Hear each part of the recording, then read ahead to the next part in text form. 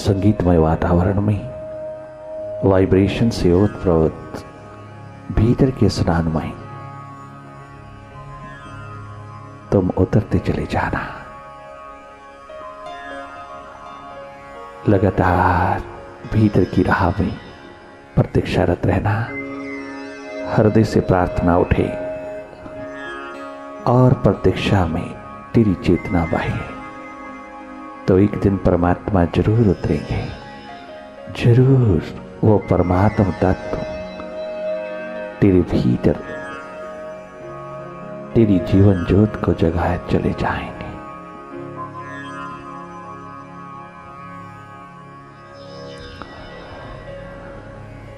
लगातार जागे रहना, साक्षी दृष्टा होकर के देखते रहना। करना कुछ नहीं केवल बाहर की दोनों पलकें मूंदते ही भीतर जो दिखाई दे रहा है उसको देखते रहना। मन के प्रति पूरा साहस, हिम्मत, धैर्य, धीरज रखना। अपनी रेजिस्टेंस को बनाए रखना। तनिक मात्र भी अंधेरों से घबराना नहीं। भीतर के अंधकार, घोर घने अंधकार से आलोक की ओर जाना है। अंधेरों से प्रकाश की ओर जाना है।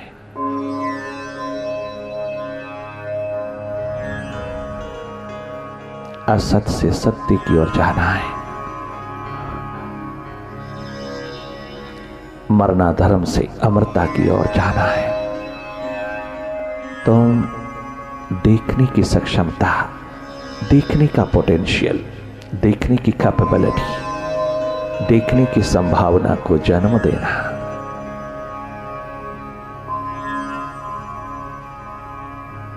जन्म के पश्चात जीवन की खोज ही धर्म कहलाती है। अगर जन्म के पश्चात जीवन को उपलब्ध ना किया, जीवन की संभावना ना उतरी, तो मृत्यु एकमात्र उस जन्म को खाए जाएगी। हर जन्म में मृत्यु का प्रारंभ होता है और हर मृत्यु में जन्म का प्रारंभ होता है। अगर जन्म के पश्चात जीवन की इस संभावना को रद्द कर दिया जाए तो धर्म की कोई व्याख्या, कोई किसी प्रकार का अर्थ नहीं रह जाता। धर्म की फिर कोई जरूरत नहीं। अगर जन्म के पश्चात मृत्यु ही होती है और मृत्यु के बाद जन्म ही होता है, इन दो छोरों के बीच में कोई प्रवाह जीवन का नहीं। जो उपलब्ध करना पड़ता है, जो खोजना पड़ता है, जो प्रकट करना पड़ता है, जिसका उद्घाटन करना पड़ता है, यही तेरा प्रयास है और यही एकमात्र प्रसाद है। अगर ऐसा ना हो पाए तो फिर धर्म का कोई महत्व नहीं। धर्म तो है ही इसीलिए कि जन्म के पश्चात तेरी प्यास प्रयास बनकर के उतरे। जीवन ज्योत को संभावना बना ले। जीवन ज्योत को जगने की संभावना तेरे हाथ लग जाए। एक प्यास संभावना का रूप बनकर के उतरती है तो एक नया जन्म द्विज ट्वाइस बॉर्न होकर के आए तो ही जन्म का महत्व है, मानव जन्म का। वरना दो कौड़ी का है, मृत्यु ही मृत्यु है। यहाँ जन्म के पश्चात जीवन की खोज भीतर होती है, महाजीवन की तलाश, जिसको मौत छू नहीं सकती, जिसके बाद फिर कोई मौत हाय नहीं। उस परम दशा को उपलब्ध कर लेना अपने भीतर उतर करके। ये तेरी उपलब्धि है। बाकी सब प्राप्तियां दो कौड़ी की हैं इसके सामने।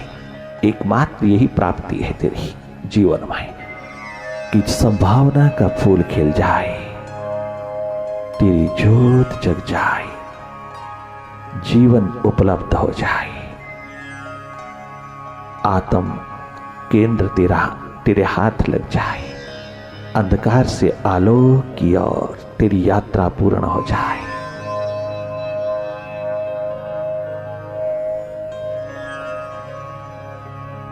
जागे जागे देखते रहना। हर पल हर क्षण जागे रहना। कहीं खो न जाना। मन के साथ नहीं जाना। मन की गति में नहीं, मन की गति में कोई दखल भी नहीं देना, केवल देखते चले जाना मन माया के विस्तार को, भीतर के अंधेरों को, भीतर के अंधकार को, और या फिर हृदय की प्यास भरी प्रार्थना में डूबते चले जाना। हृदय से उठी हुई प्यास प्रार्थना बनकर के युग में एकमात्र पुकार बनकर के उठी प्यास, जहां कोई शब्द नहीं रहता, जहां मौन ही मौन उतरता चला आता है, मौन ही प्रार्थना है। प्रभु को शब्दों में समझाने की जरूरत नहीं है, वो जानी जान अंतर्यामी सर्वज्ञ, उसको कुछ भी बताने की जरूरत नहीं है। उसकी तो भाषा ही मौन है, वो तो केवल मौन को ही जानता है। जो जो तू प्यास की लहरियों में उतरता चला जाता है, जो जो तो विचार दशा से भाव दशा की ओर बहता चला जाता है, तेरी प्यास निशब्द निर्विचार में मौन पूर्वक अवस्था में उमड़ती चली आती है। वही है तेरी प्रार्थना, जो हृदय से उठी हुई पुकार है उसके लिए।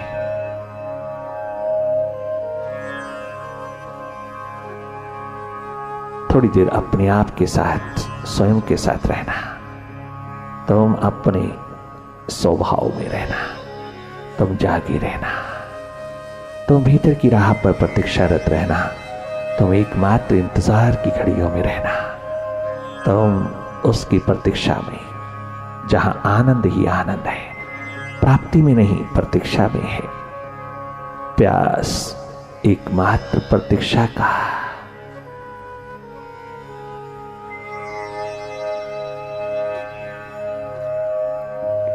जगमगाता आलम है।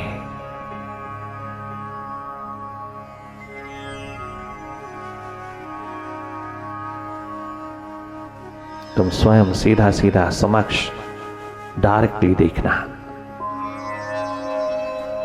तुम जागे जागे अपनी सुरती संभाले हुए अपने बोधपूर्ण अवस्था में तुम जागे जागे देखते चले जाना, लगातार देखते चले जाना।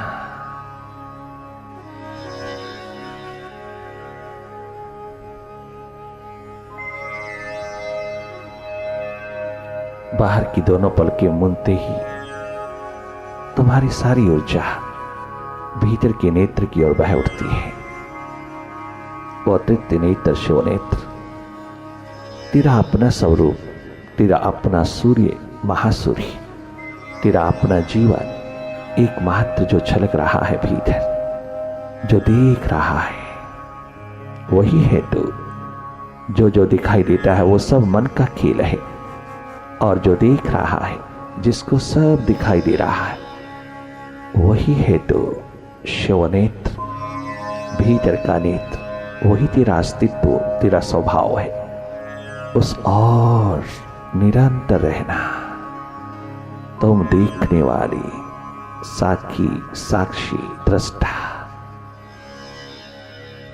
एकमात्र अकर्ता होकर के थोड़ी देर भीतर की ओर जागी रहना।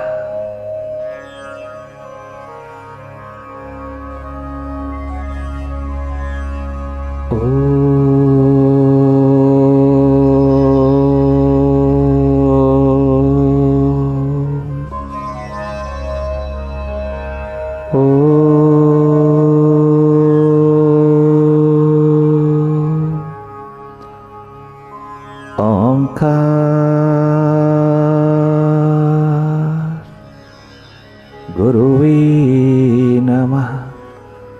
ओम गुरुवे नमः। ओंकार गुरुवे नमः।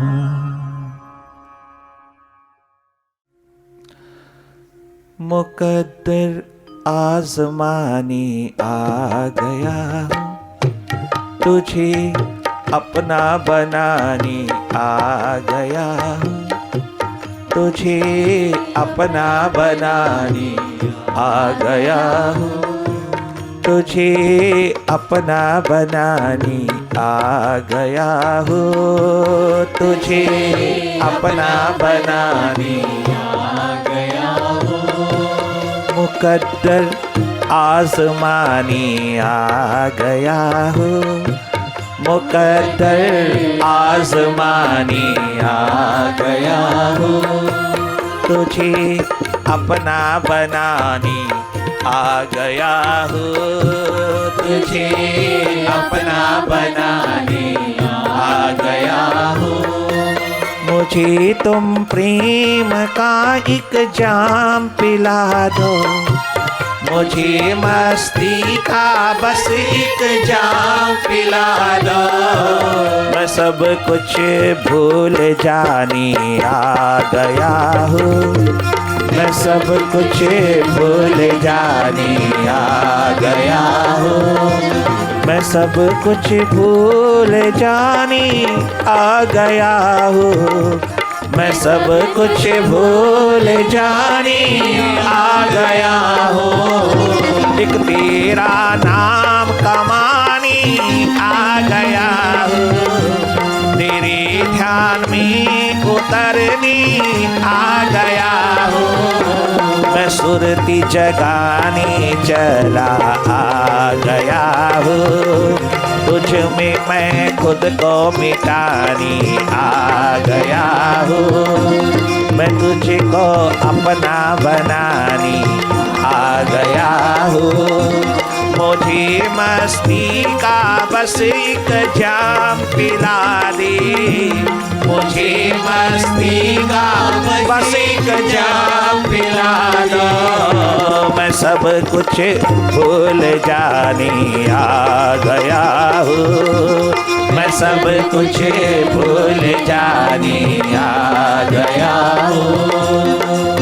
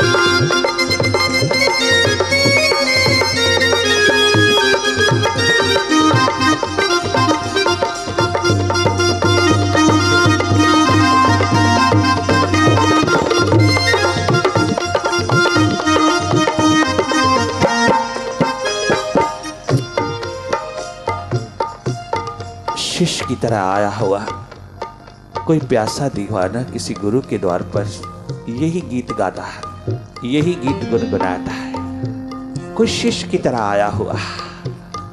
दो तरह के लोग आते हैं, एक विद्यार्थी के रूप में आते हैं और एक शिष्य के रूप में आते हैं।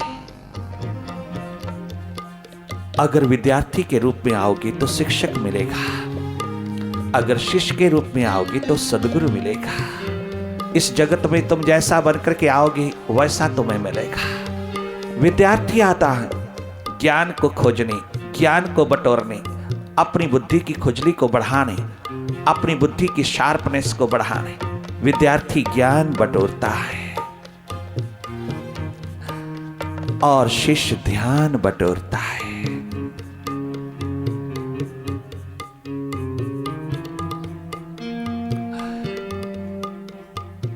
विद्यार्थी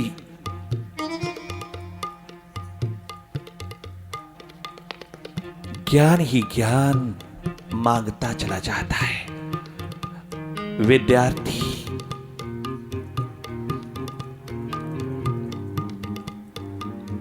अपने ज्ञान को बढ़ावा देता चला जाता है। विद्यार्थी बाहर बाहर है और शिष्य भीतर भीतर है। शिष्य ज्ञान नहीं, वो प्रज्ञा चाहता है। प्रज्ञा का जहां दीप जलता है, खजाना है जहां, भीतर के जागरण का, प्रज्ञा का, प्रज्ञावान होने की एकमात्र प्यास, उस एक विराट में उतर जाने की प्यास, एक उसको आलिंगन करने की प्यास, एक उसकी गोदी में विराजमान होकर के उस विराट में एक हो जाने का दर्द, पीड़ा, व्यथा का महान विरह, जिसके भीतर भी जगह, वो सदगुरु की खोज में चल पड़ा। उसको मिला जिसने भीतर के प्रकाश को पाने की प्यास, अपने आप को जानने की प्यास जगाई, उसको सदगुरु की तलाश शुरू हुई। जिसने भावनिधि को पार करना, भाव सागर से पार होकर के अपने भगवान में, अपने प्रभु में एक हो जाने की प्यास तृप्त करना, वो निकला किसी जागे पुरुष की तलाश में। वो जंगल गया गुरु की तलाश में, सदगुरु की तलाश में, प्रभु की खोज में नहीं। वो जानता है कि प्रभु मेरे भीतर है, किंतु कौन जनाएगा? जो स्वयं जागा हो, उसकी तलाश में गए। गुरु, सदगुरु, कोई प्रायवाची नहीं है इसका। भारत की संस्कृति में मिलता है। इसीलिए अरिस्टोटल ने भी कहा, अलेक्जेंडर तुम भारत जा रहे हो, वहां मिलते हैं दरवेश, वहां मिलते हैं भीतर के जागे पुरुष, मन बुद्धि के पार जीने वाले, अपने अस्तित्व में, अपने विराट में एक होकर के रहने वाले, भीतर बाहर जागे पुरुष, वह दरवेश भारत में मिलते हैं।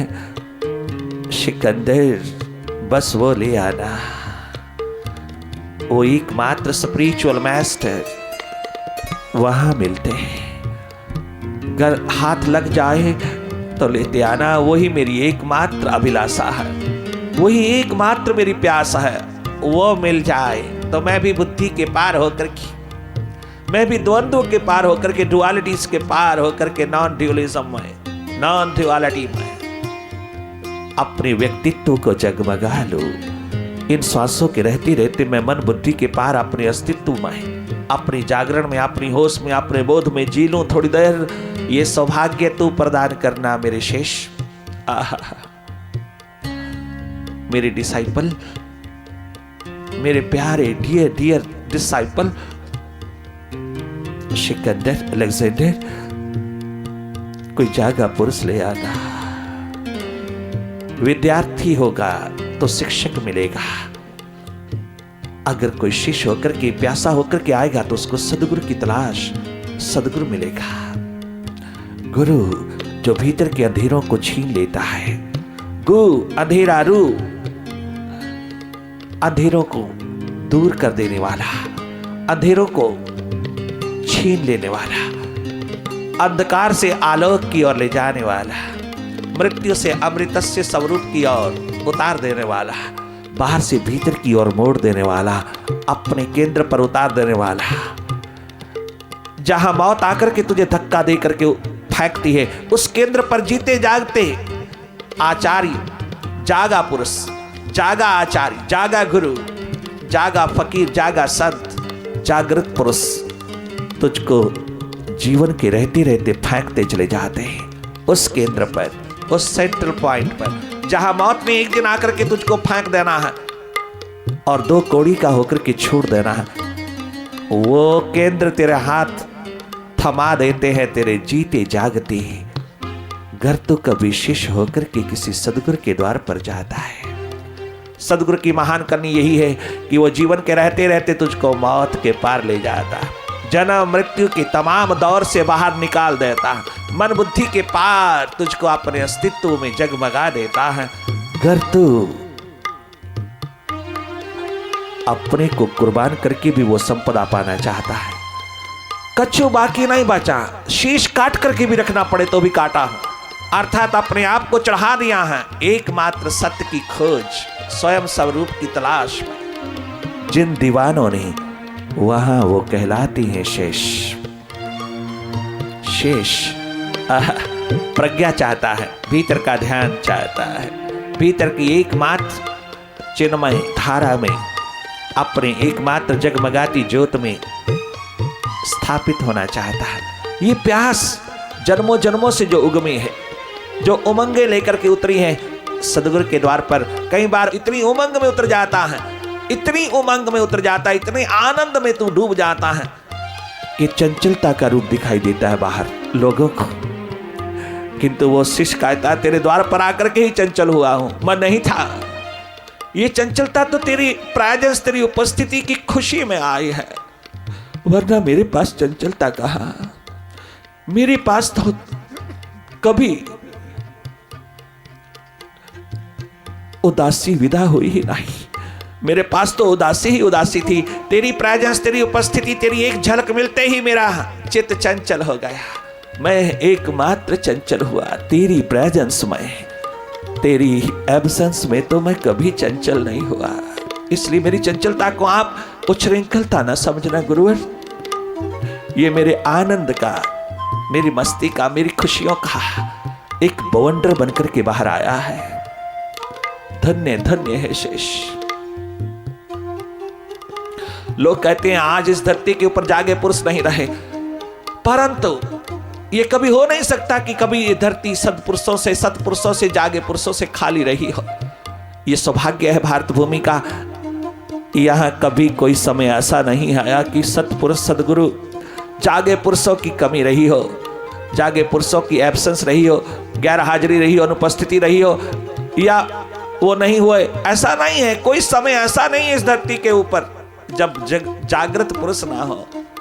अगर उनकी कमी तुम्हें दिखती है तो सर्वप्रथम कमी है खोजी दीवानों मस्तानों शिष्यों की। शिष्य नहीं रहा, शिष्य नहीं रहा। उसकी प्यास, उसकी दीवानगी उसके पास ना रही। उसकी परम संपदा, परम धन प्यास के रूप में, विरह के रूप में, पुकार के रूप में, हृदय की पुकार के रूप में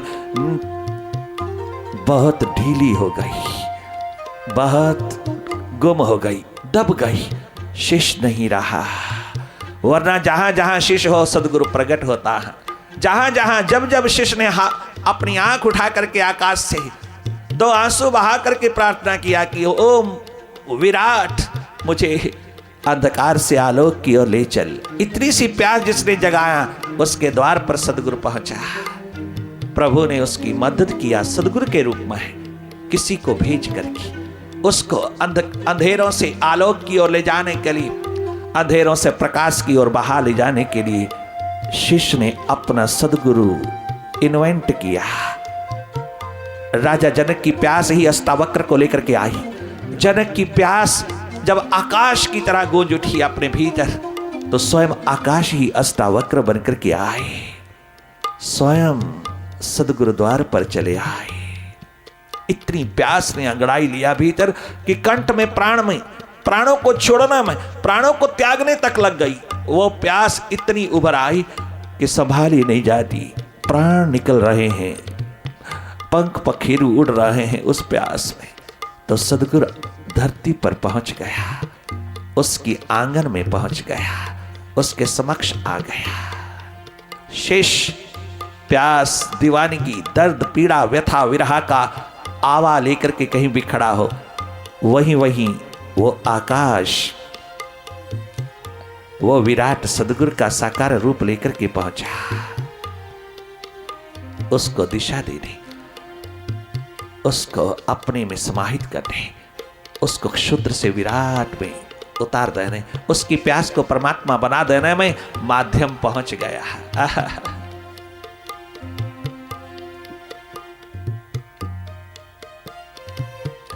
ये है शिष्य की पुकार, मिटे हुए एकमात्र दीवानों की पुकार है।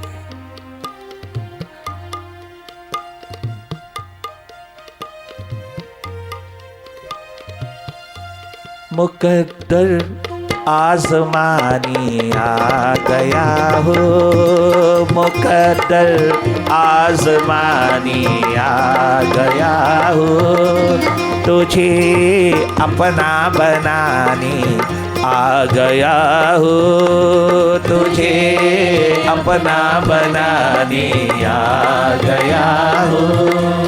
मुझे तुम प्यार का एक जाम पिला दो, मुझे मस्ती का बस एक जाम थमा दो, मैं सब कुछ भूल जाने आ गया हूँ, मैं सब कुछ भूल जाने आ गया हूँ, मैं सब कुछ भूल जाने आ गया हूँ, मैं सब कुछ भूल जाने आ गया हूँ, तुझे अपना बनाने आ गया हूँ, तुझे अपना बनाने आ गया हूँ।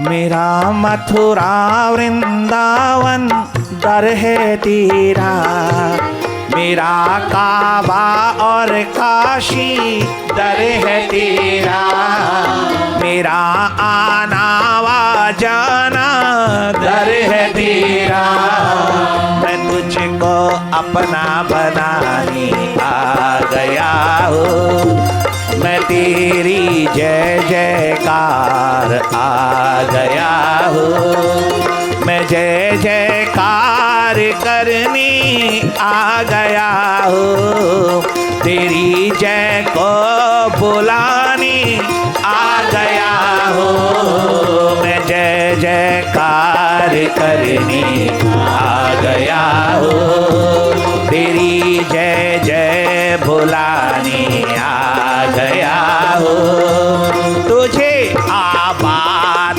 करनी आ गया। वर्षिश और सदगुरु को आबाद करता है, भक्त भगवान को आबाद करता है, उसके अस्तित्व को चमका देता है, उसके अस्तित्व को चार चांद लगा देता है जब वो खुद को मिटा देता है, खुद को मिटा करके जय जयकार करता है, जब अपने अहंकार को तेरे द्वार पर चढ़ा करके जब तेरी जय जय की मस्ती में डूबता है, तो ऐ प्रभु तेरे अस्तित्व को भी चार चांद लगा देता है, उसको भी आबाद कर देता है। तुझे आबाद करने आ गया हूँ, तुझे आबाद करने आ गया हूँ, तेरी मैं जय बुलाने आ गया हूँ, तेरी मैं जय बुलाने आ